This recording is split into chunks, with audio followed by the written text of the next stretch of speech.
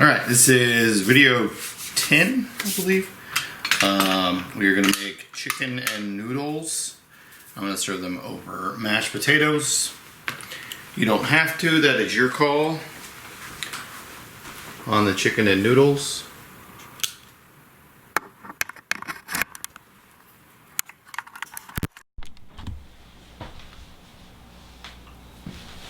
So, as we always start, everything we make, I usually make, is from scratch. So we're going to start with our mirepoix. We're going to be adding bell pepper. So we will start with our celery, cutting the ribs down in half. Okay. And then just chop them up. Great thing about soup, you decide the size. The only thing is you need to make sure that everything's around that size so that when you take a bite, it's all the same bite. Okay. Carrots next. Peeling them. If you don't want to peel them, again, I talked about this earlier, just scrub them really good.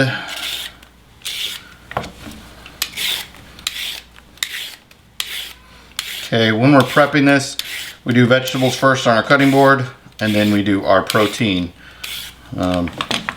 You don't want to do your protein first and then do your vegetables, because then you get raw protein meat all over your vegetables, which we don't want. If you have a garden, good for the garden. If not, you can toss them in the trash. You have a compost bin, put it in your compost bin. Any of that works. So, cut off both ends. Cut carrots. I'm going to quarter these so that they're roughly the same size as our celery.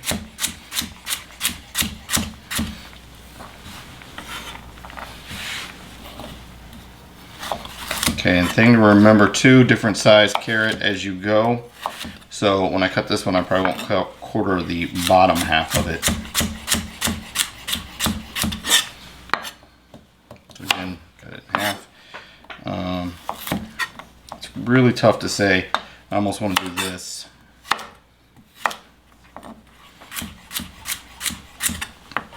So I have about the same size. Again, for mirepoix, usually you want 2 to 1 to 1. The 2 is onions, the 1s are celery and carrots. We're also going to be adding bell pepper to this, so I like to go away from the little untraditional mirepoix. That's just me. You don't have to.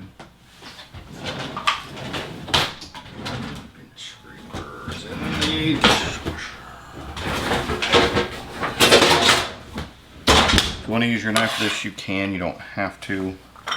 Pinch scraper does make it easier. You don't have to worry about damaging your knife when you scrape stuff up, which is why I do it like that. Okay, onion. Dice our onion. Take off the growing side first. Okay. Some chefs tell you not to do that. Some chefs tell you to take a peel off first. Do whatever.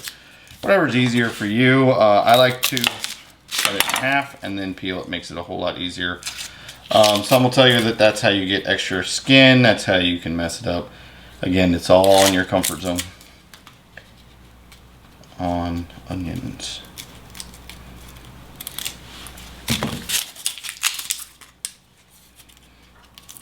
Two to 3 layers. You don't want any brown. Okay.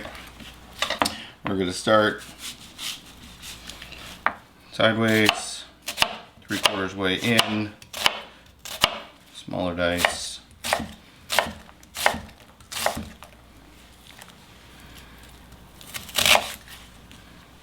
Just like that.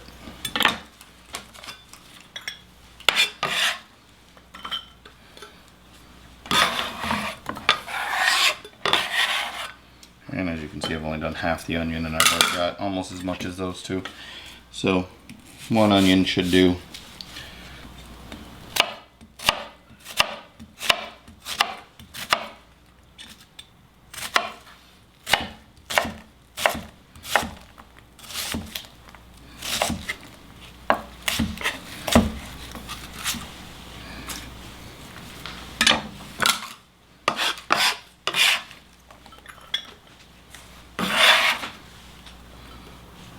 an overflowing abundance of onions, whereas the others aren't quite overflowing.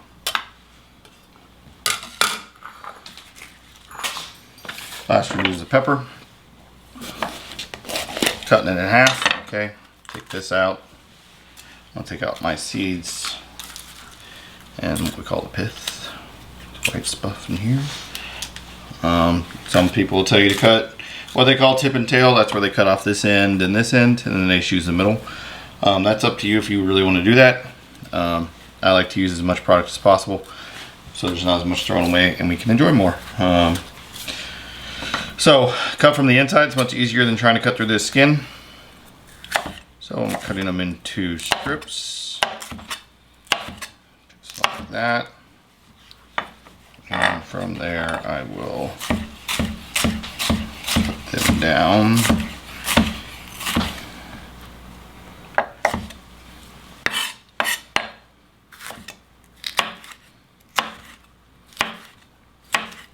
If you're having trouble, make sure your knife has been honed and sharpened.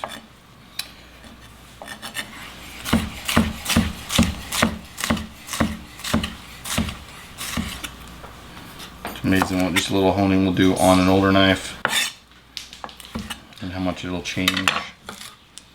Okay, when you add bell peppers into your mirepoix as well, it should be about the same amount as your carrots and celery.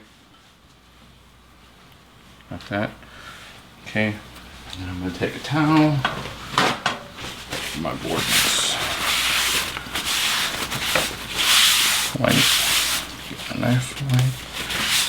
I'm going to do chicken next, and I really don't want too much flavor from onions and celery to transfer over to my chicken.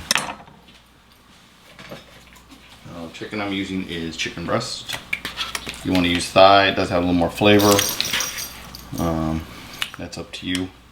If you're using frozen, it's actually easier if you don't thaw it out all the way to cut up. Okay. This is still a little frozen in the middle. Remember to use that claw grip. We're going to cut bite-sized pieces, but go a little bit bigger than normal. And the reason why we do that is because these are going to shrink down. Okay. And if you don't like your thickness, you can go in and cut them down again if you want. If you like it thicker, that's fine. If you want to try to cut your chicken beforehand, you can do that as well. It's really up to you on that. But for the most part, you want roughly around the same size is what we're going for. So I'd say about 1/4 inch is what I'm doing here.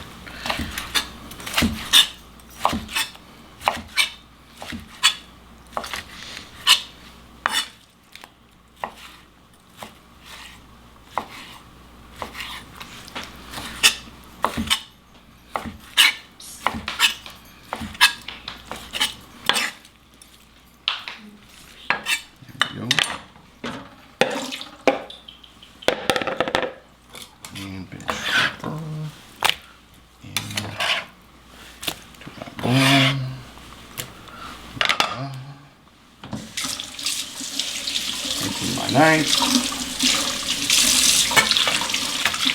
Tip, don't ever wash your knife in the dishwasher. Wash it by hand. It's one of the few things you should always hand wash. That and anything that's wooden. I have a wooden cutting board. I don't think I've ever washed it in the dishwasher, and I don't think I ever will. Usually I hand wash it, and I usually put oil over it and let it soak up some oil. So it still looks good. So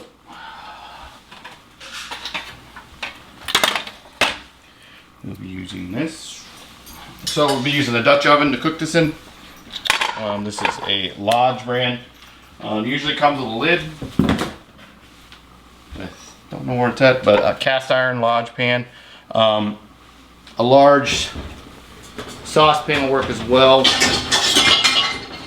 If you want to use something, can you see that? Like this, work too. Biggest difference, this is a little thicker, so heat will not go crazy on it, whereas with the thinner one, heat goes a little bit crazier, so you gotta watch your heat more on the thinner pot. Oops. Okay. So,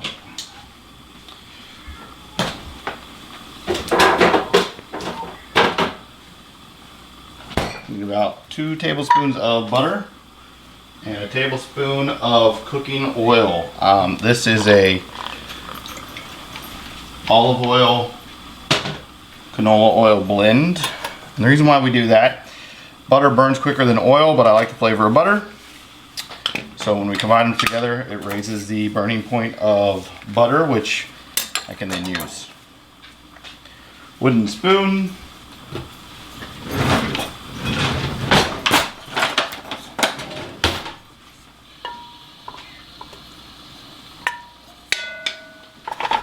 Okay, about medium-high heat is what you want. Get that butter nice and melted.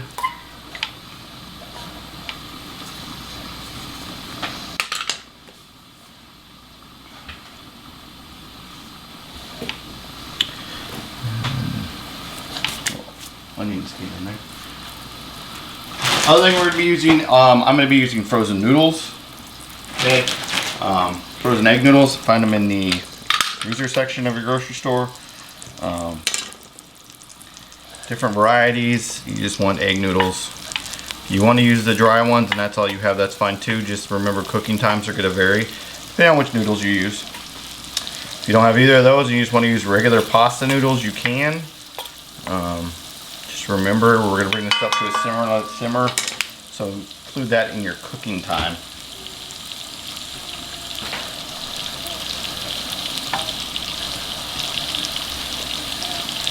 Okay, so this is, yeah, pretty melted. So I'm going to start with my onions, okay, and my celery, and my carrots. Not adding the peppers just yet. Good to have these prep bowls. Use regular bowls will work too. These are Pyrex. Little glass bowls, you can just use regular bowls. It just depends on what you have on hand. If you have an IKEA near you, IKEA sells these plastic bowls which work really good. These are for my daughter, but I use them all the time for prep. So, little hint there.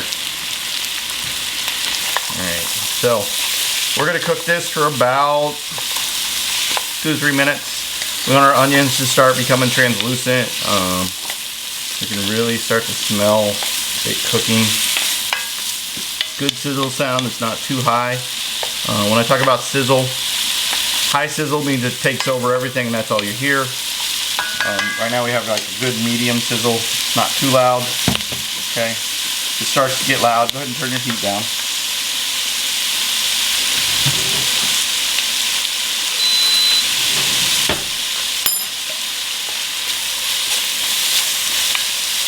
Okay, while you're doing this, you want to serve this over mashed potatoes. Just make them at the same time. Great thing about potatoes when they're in water, for mashed potatoes especially, once it comes to a boil, you can put a lid on it and let it sit. And by the time you're done with your soup, your potatoes will be done as well. Okay. Starting to see a little transparency.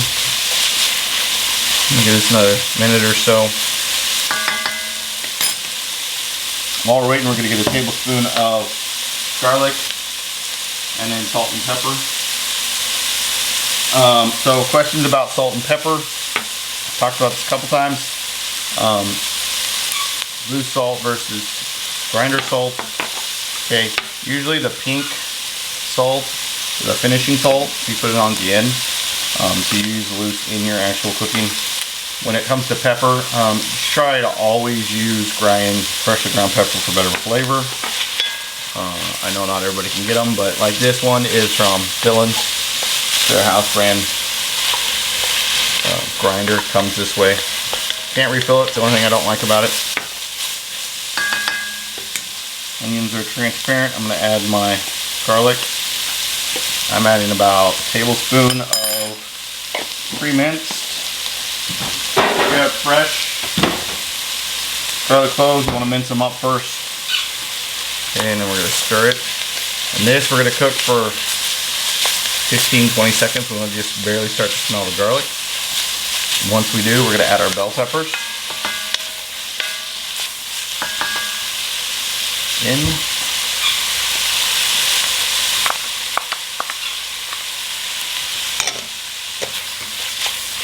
Stir.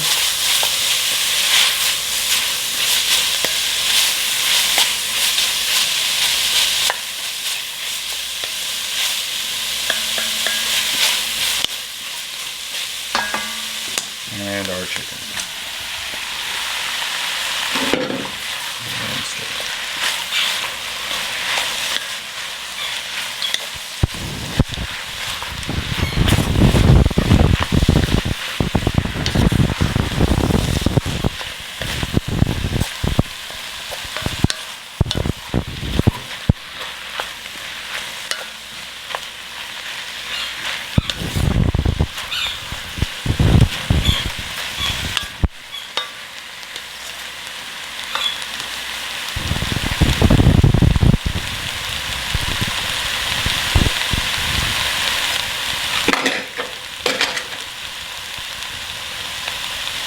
Okay, if you notice, also kind of cleaning as I go makes it a whole lot easier at the end. Clean as you work, cleaner stations, cleaner areas make it easier to work in. You're not tripping and falling over yourself because you have so much clutter everywhere. Okay.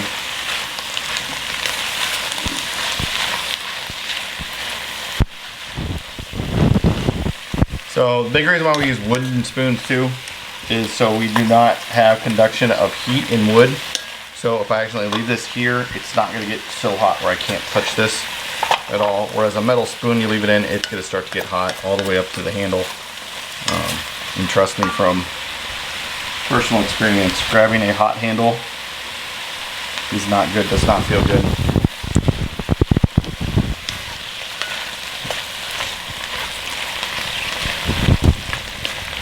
Okay, so most of the pink is gone in our chicken. I mean, we can still see some pink, but we just want to get rid of it a little bit.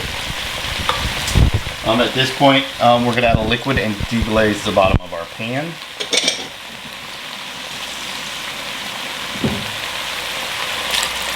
About a cup. If you want to use wine, cooking wine, you can. The chicken's white, so you want to use a white wine. Try not to get something too sweet, so a good Chardonnay would work well here. I would stay away from your sweeter white wines.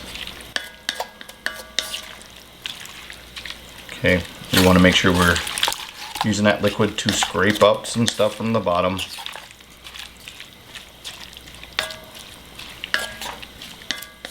And we want to bring it back up to a simmer or a boil.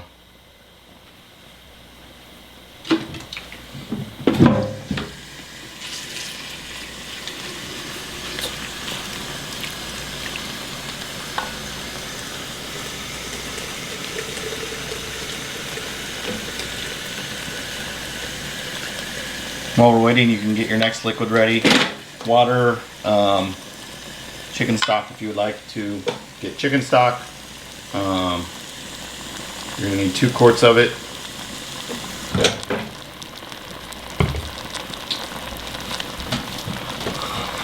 Here at home I have chicken bouillon, which, yes, I know some people would be like, you're evil, there's something wrong with you. You know what, we work with what we work with. If I want to make my own stock, I'd have to get bones and that would take forever. So I just put the bouillon. It's got a little bit of a artificial flavor, but nothing too crazy for me. It doesn't bother me too much. If you want to go all natural, you can spend the 4.5 hours making your own stock, which is fine too. Usually in class we make it and we usually have it sitting around. Not chicken base, chicken bouillon, all that works just fine. We're going to be simmering this for a while, so don't worry too much. that you don't have traditional stock, because I don't.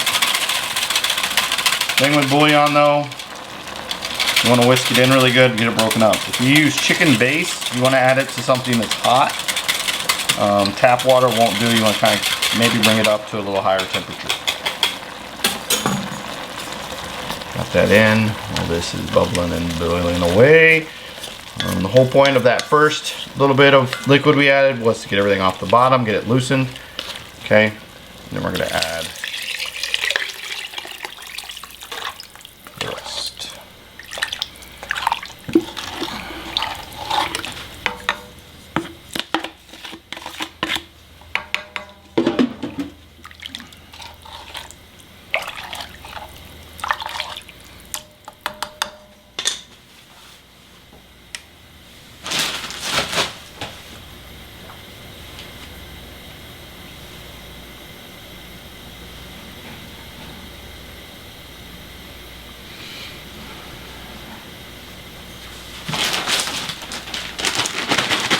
Okay, and then we are going to add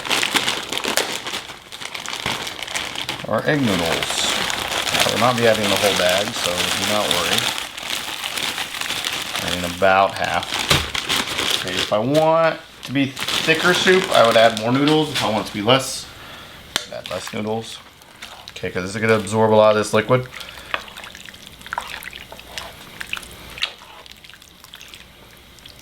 Okay, and I'm going to add some herbs. So I'm going to add dry herbs. I'm going to add, this is oregano.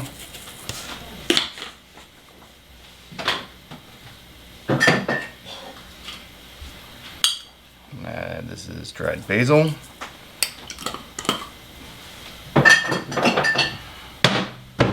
And then we're going to add salt and pepper. Be careful with your salt content due to the bouillon you use. Some of it's salty, some of it's not. Usually it's salty. So be careful when adding salt and pepper, or at least the salt part. Okay. In order to correct saltiness, you have to add more something bland, so usually water or more noodles is what you're going to have to add in.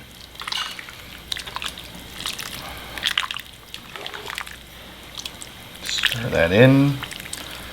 You want to bring this up to a simmer. Actually, I want to bring this up to a boil first, I'm sorry, and then the simmer. Once it comes to a boil though, we're going to put a lid on it and turn down to our simmer and let it simmer. Still wait on a boil, just stir every now and then. Want to get it up to a nice boil all the way through. Okay, we're not just looking for the edges, we're looking all the way through. We want to boil, just so we can turn it down to a simmer. If you need to turn your heat up, you can. As you stir, you should still feel some hard pieces. You don't want everything to be soft and mushy. Okay, or at least not super soft and mushy yet. Get that way at the end, not now. So we got movement going on, starting to come to a simmer. I'm going to go ahead and turn it back down, and I'm going to put my lid on. I'm going to let this go for,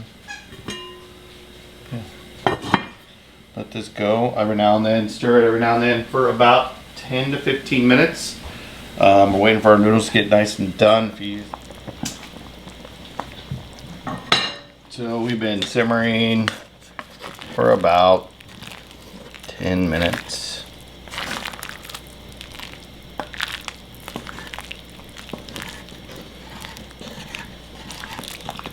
Okay, one thing also, when you stir, make sure you stir from the bottom and hit the bottom of the pot. Okay, the people who do this, and then they wonder why stuff gets burnt at the bottom. Okay, stir from the bottom. Spoon, we're going to try our broth for seasoning.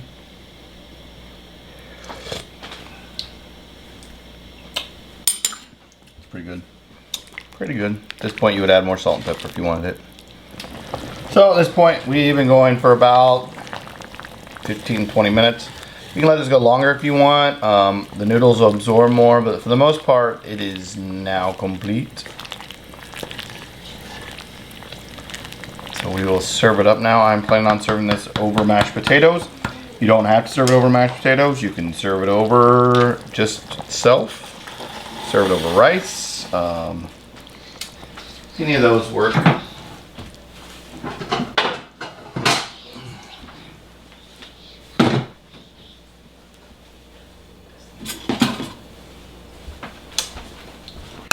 So I have my potatoes here, which I've made. Okay. So I, especially at home, like to keep the skin on when it's easier to, a little more rustic. Okay. Good scoop in the middle. I put sour cream, cream cheese, salt, pepper, butter, and a little milk. You can do whatever you feel like on your mashed potatoes if you have a recipe at home. If you don't, there's plenty to look up, but it's pretty simple and straightforward. Potatoes, cook them off, butter,